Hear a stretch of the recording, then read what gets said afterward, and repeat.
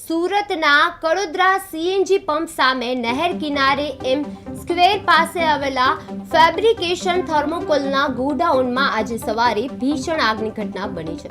સવારે અંદાજે 10:35 એટલે કે આગની ફાટી નીકળી હતી. ત્યારે થોડી જ વારમાં આગે વિકરાળ સ્વરૂપ ધારણ કરતા આજુબાજુની દુકાનો પણ ઝપટમાં આવી ગઈ હતી.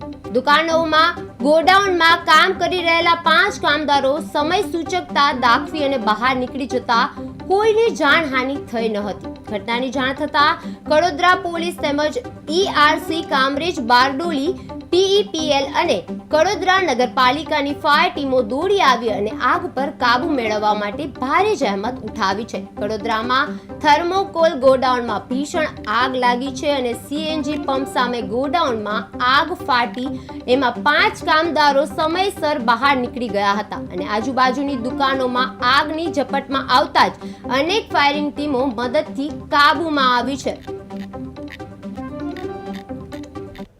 આજરોજ કડોદરા ખાતે જુગનું ફેબ્રિકેશન યુનિટમાં આગનો બનાવ બનેલો હતો, જેનો કોલ મળેલો હતો. હાલ ઘટના સ્થળે PEPL પલસાણા તથા ERC કામરેજ તથા બારડોલીની ગાડી હાલ ઘટના સ્થળે છે ને આગ પર કાબુ મેળવી લીધેલ છે. કેટલું નુકસાન થયું છે અને શું ઘટનામાં કોઈ જાનહાનિ? જી, અંદાજિત 40